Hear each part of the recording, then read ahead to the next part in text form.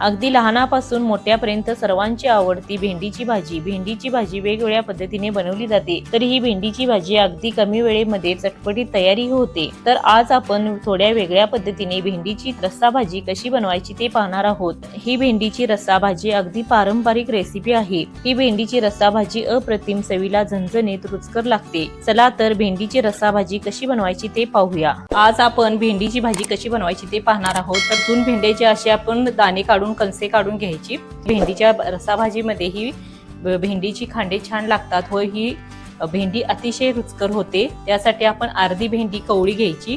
कवळी भेंडी अशी चिरून बारीक घ्यायची। तर जून भेंडी असते त्याचे असे बी काढून घ्यायचे। हे देठासकट असा भेंडी चिरून घ्यायची। भेंड्या स्वच्छ धुवून चिरून घेतल्या आहेत। तर भेंडीची भाजी बनवण्यासाठी गॅसवरती कढई ठेवली आहे। कढई गरम झाल्यानंतर आपण यामध्ये एक पळी तेल घालायचं। तेल गरम झाल्यानंतर आपण यामध्ये एक मध्यम साईजचा टोमॅटो चिरून घेतला आहे, हा फोडणीसाठी घालायचा। तर 2 बारीक चिरून कांदे घ्यायचे। आता आपण तेल गरम झाल्यानंतर यामध्ये फोडणीला कांदा घालूया। कांदा घातल्यानंतर आपण यामध्ये अर्धा चमचा जिरे घालायचे। चांगला तेलामध्ये कांदा परतून घ्यायचा। कांदा थोडा भाजल्यानंतर आपण बारीक चिरून घेतलेला टोमॅटो यामध्ये घालायचा।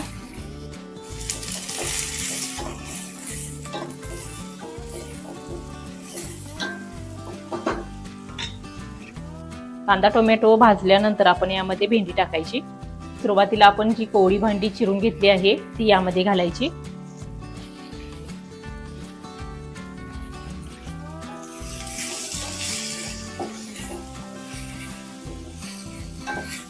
तेलामध्ये थोडी भेंडी परतून घेतल्यानंतर यामध्ये आपण हळद घालायची। भेंडीला थोडा बेळवटपणा येतो, तो असं जाण्यासाठी आपण थोडा वेळ अशी हळदीमध्ये भेंडी परतून घ्यायची। हळद टाकून एक पाव चमचा मीठ टाकूया।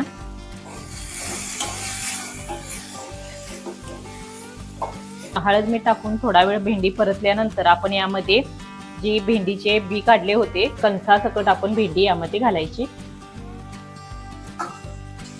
चांगली परतून घ्यायची एकत्र अशी।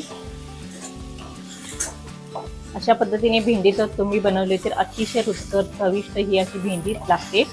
आता थोडा वेळ भेंडी परतून घेतल्यानंतर यामध्ये आपण घालूया चटणी। जो आपल्याकडे कोणताही घरगुती मसाला असेल तो आपण यामध्ये घालायचा। भेंडी थोडीशी गोडसर असते म्हणून यामध्ये आपण थोडं तिखट जास्त घालायचं। लहान 4 चमचे चटणी घातली।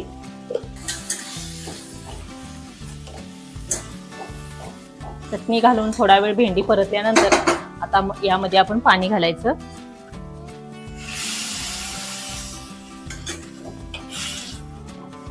एक वाटी पाणी घातलं, अजून अर्धी वाटी यामध्ये पाणी घालूया। तर आपल्याला जशी भाजी पातळ किंवा घट्ट पाहिजे आहे या पद्धतीने आपण यामध्ये पाणी घालायचं।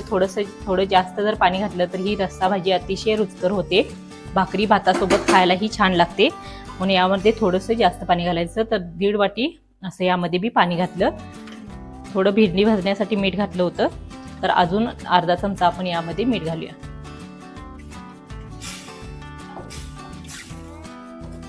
वरून कोथिंबीर घालूया। आता यावरती झाकण ठेवून आपण चांगली भेंडी शिजवून घ्यायची।